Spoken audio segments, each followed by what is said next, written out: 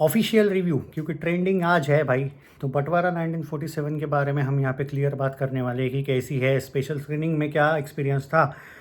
सीधी सी बात है, जो लोग सेक्युलरिज्म को फॉलो करते हैं उनके लिए ये फिल्म है दोस्तों, और जो लोग भाईचारे को एक तरीके से सपोर्ट करते हैं उनको ये फिल्म बहुत पसंद आएगी। और सबसे इम्पोर्टेंट बात, चाहे इन चीज़ों को आप पसंद ना भी करो, लेकिन अगर आप सनी देओल के फ़ैन हो तो आपको, और राजकुमार संतोषी के साथ सनी देओल का जो एक एंगल आपको पसंद अगर आता है, दामिनी हो चाहे घायल हो घातक हो, और आप एक्सपेक्टेशन रख रहे हो थोड़ा बहुत गदर टाइप का एक फील आने के लिए, गूज़बम्प मोमेंट्स है फिल्म में, तो आपको ये फिल्म देखनी चाहिए। पर ये चीज़ें पहले ही बता दी मैंने कि आपको तभी पसंद आएगी। ओके, अब आते हैं क्या है फिल्म की कहानी। फिल्म की कहानी यही है कि सनी देओल का जो कैरेक्टर है वो अपनी फैमिली के साथ, जब वो बंटवारा का दिन आता है तो वो जाता है वहाँ पे एक घर, उनको ये किया जाता है कि भाई, और वहाँ पे ऑलरेडी एक लेडी रह रही होती है जो पहले से ही वहाँ पे रह रही थी, हिंदू थी वो, उसको नहीं जाना है भारत, उसको वहीं पे रहना है क्योंकि उसने लाइफ टाइम वहीं पे गुजारा। और सनी देओल का कैरेक्टर वहाँ पे फिर बोलता है कि घर हमको दिया गया है तो आप मतलब वो ऐसे कि लेकिन ये घर हमें है, पर वो फिर भी नहीं जाना चाहती है। वहाँ पे मंदिर भी है, वो पूजा भी कर रही है, मतलब पूजा घर होता है वो। तो ओवरऑल मतलब, और पहले सनी देओल एंड कंपनी को मतलब थोड़ा बहुत आ, उनके प्रति बाद में जब वो प्यार हो जाता है, एक तरह से प्यार इन द सेंस जैसे वो उस उनकी उम्र बड़ी होती है, वो उनको माँ की तरह रखते हैं, बट सम हाउ पहले थोड़ा सा नोक झोंक, बाद में थोड़ा सा एक कह सकते हो सॉफ्ट कॉर्नर। और उसके बाद जब वहाँ पे जितने भी लोग हैं उनको जब ये पता चलता है तो वो आते हैं और उस महिला के साथ वो ज़बरदस्ती भी करने की कोशिश करते हैं, निकल जाओ यहाँ से। मतलब वो बहुत से सीन्स है वहाँ पे, और यहीं पे इर्द गिर्द आपकी ये कहानी घूमती है। उसके बाद क्या होता है ऐसा कि सनी देओल का कैरेक्टर बहुत ज़्यादा गुस्सा हो जाता है और वो पूरा का पूरा एरिया जलाने की बात करता है, और उसके लिए आपको ये फ़िल्म देखनी पड़ेगी। फ़िल्म में जस्ट थोड़े से ट्विस्ट एंड टर्न्स बोल सकते हो, कुछ चीज़ें प्रेडिक्टेबल है लेकिन बहुत सी चीज़ें ऐसी है कि जो आ, आपको अच्छी लगेगी। स्पेशली प्रीति जिंटा का कैरेक्टर काफ़ी इंटरेस्टिंग लगेगा आपको, बहुत दिनों बाद, बहुत सालों बाद शायद उसने कमबैक किया है। ओके, सनी देओल का जो कैरेक्टर है, उनका परफॉर्मेंस बहुत ही इंटरेस्टिंग है, अच्छा है। राजकुमार संतोषी जी, वाओ, आई मीन ये क्रेडिट आपको पूरा जाता है। राइटिंग इस फिल्म का अच्छा है, आई मस्ट से राइटर को हमें क्रेडिट देना चाहिए। ओवरऑल अगर बात करें दोस्तों, तो ये जो फिल्म है इसका, अगर मैं सबसे ज़्यादा अगर कहूँ कुछ, तो सबसे बड़ा अटेंशन मैं कहूँगा कि शबाना आज़मी का कैरेक्टर है, जो इस फिल्म में एक तरीके से सोल की तरह है। Obviously Sunny Deol, you can say that कि सनी देओल है सोल की तरह, लेकिन नहीं, इनका जो परफॉर्मेंस है वो मिडल पे है, मतलब बेस्ड इस पे ही, इस कैरेक्टर की वजह से ही सब कुछ हो रहा है जो भी हो रहा है। तो उसकी फैमिली को भी फेस करना पड़ रहा है, करण देओल वगैरह को भी। अली फजल का कैरेक्टर कुछ डिफरेंट है, वो जो दो लड़कियाँ उनका भी काम बहुत अच्छा है।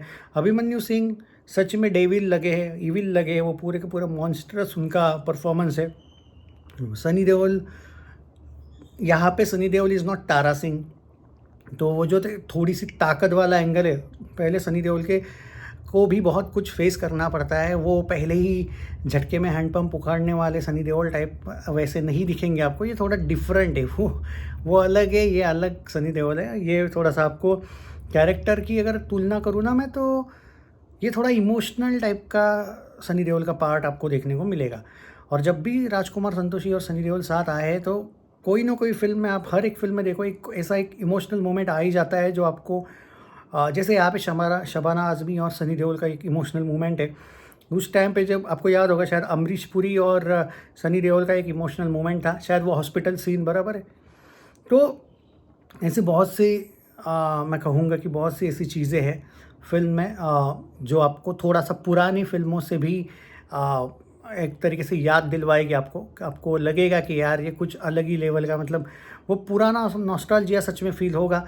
सनी देओल का जो कैरेक्टर है वो काफ़ी डिफरेंट देखने को मिला है। करण देओल को मैं कैसे भूल सकता हूँ भाई, करण देओल का काम अच्छा है, करण देओल ने भी अपना परफॉर्मेंस अच्छा दिया है, डायलॉग डिलीवरी उसकी अच्छी है, और ज़बरदस्त भाई उसमें है वो पोटेंशियल कि वो सनी देओल जैसी एक्टिंग, सनी देओल जैसी एक्टिंग ये थोड़ा ज़्यादा हो गया, पर भाई फिर भी वो अपने पापा की तरह हिम्मत तो रखता है। मतलब अगर बॉलीवुड उसको अच्छे से इस्तेमाल करे तो वो कुछ कर सकता है। बॉलीवुड करना ही नहीं चाहता है वो अलग बात है। मैंने कल रेटिंग्स को लेकर ऑलरेडी बता दिया तो वापस रिपीट नहीं करूँगा। लेकिन ये बात मैं ज़रूर कहना चाहूँगा कि फ़िल्म का जो म्यूज़िक है ना यार साला, वो थोड़ा बेटर होना चाहिए था। म्यूज़िक को लेके भाई ये फ़िल्म समहाउ फंसती है। जो इसका बीजीएम है वो तगड़ा है। फ़िल्म का म्यूज़िक इन द सेंस मैं सॉन्ग्स की बातें कर रहा हूँ। सॉन्ग्स इम्पैक्टफुल चाहिए थे। गदर में कुछ सॉन्ग्स थे जो आपको सॉन्ग्स भी इम्पैक्टफुल लगे थे। मतलब जैसे ऊर्जा हो या फिर जितने भी सॉन्ग्स, मतलब गदर का ऐसा नहीं लगता है भाई जो सॉन्ग्स, तो ये अगर कहीं पे पीछे रह जाती है तो वो दो चीज़ों में, अगर सनी पाजी इसमें भाई कोई तारा सिंह जैसा कैरेक्टर प्ले करते तो ऐसा धमाका मचा देती ना ये पहले ही दिन से कि फिर बाकी कोई खड़ा ही नहीं रह पाता। पर अब वो एंगल है, एक वो एक एंगल है और दूसरा वो सबसे बड़ा एंगल है कि सॉन्ग्स, और तीसरा वो एक एंगल है जो लोगों को ये टॉपिक, कुछ ही लोगों को शायद पसंद आए।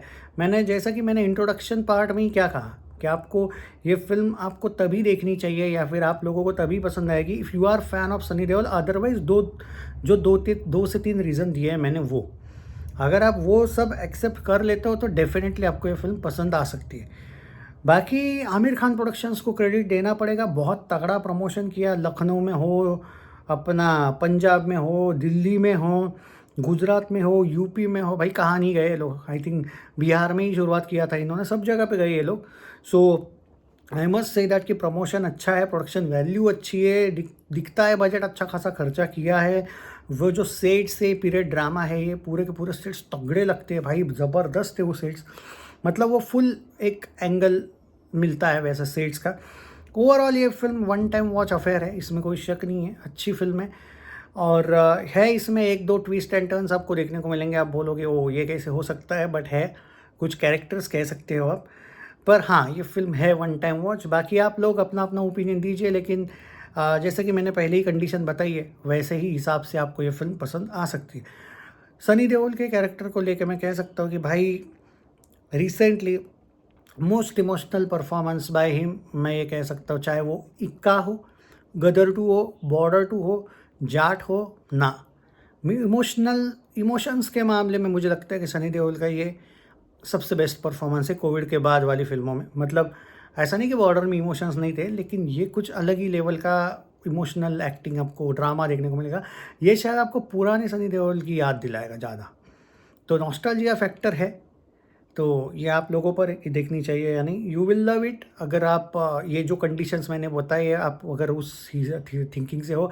एंड बाकी सारी कंडीशंस अगर आपको टॉपिक नहीं भी पसंद है लेकिन अगर आप उनके फ़ैन हो तो पैसा वसूल मान के चलो। चैनल सब्सक्राइब नहीं किया तो चल कर लीजिएगा। जय हिंद, हिंदुस्तान जिंदाबाद, लव यू गाइज।